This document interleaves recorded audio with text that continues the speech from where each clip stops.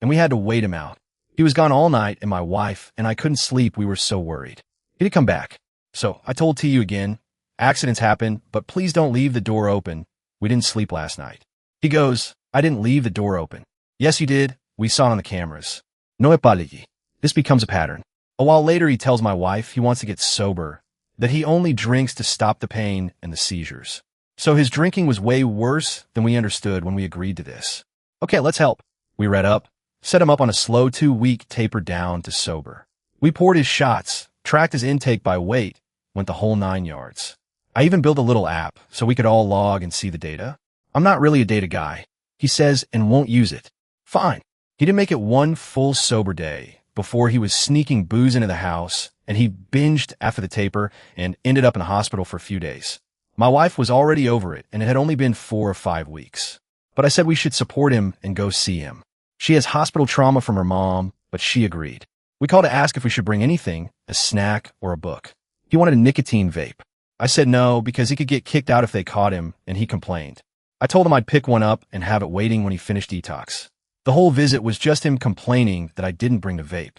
A day or two later, he checked himself out, left all the paperwork about getting help with addiction behind at the hospital, and came back to our place.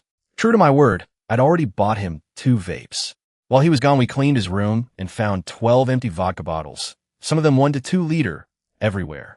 We cleaned it all out and left him a clean room with his new vapes, and we took care of his dog the entire time. No thanks.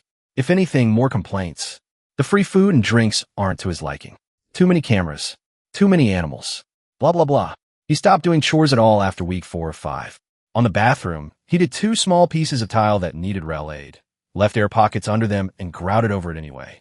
He got paint everywhere, on the floor, on the ceiling, over the curdy board for the unfinished shower. He cut some expensive PVC trim too short. He nailed the ceiling corner trim upside down and flat against the wall instead of at an angle. I showed him how it goes. He dragged his feet for days, then redid it still upside down. I ripped it off and did it myself. A million nail holes in my trim at this point. And I'd already decided to pay him up front for the bathroom work so he could cover his phone bill and buy dog food. Should not have. Then one morning, he tells me his car was stolen out of our driveway. We live somewhere really safe. No real crime. I leave my garage open by accident sometimes, and no one's ever touched my tools or my motorcycle. I check the cameras, and the car is there at 2 a.m. and gone in the morning, nothing captured. I go door to door, asking neighbors if they saw anything. Nobody did. Then he tells me the cops called, and the car was repossessed. So I've been telling my whole neighborhood it was stolen when it wasn't. Turns out it was his sister's. Title never transferred, and neither of them had been paying on it. Cool. Now he doesn't even have a car to leave in. We both sat him down and told him he had to do better. Help with chores, pay attention, stay sober, do good work. He still hadn't found a job. So I figured if he had a way to get to day labor, he could work. And I'd always wanted a beater truck to mess with. I talked to my wife. She agreed, and I told him the plan. He agreed to help me work on whatever truck I got so he could drive it for work. I'll buy a $2,000 truck, put new brakes on it.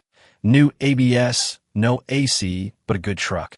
Then I go to add him to the insurance, and this guy's license is revoked. Follow for part 3.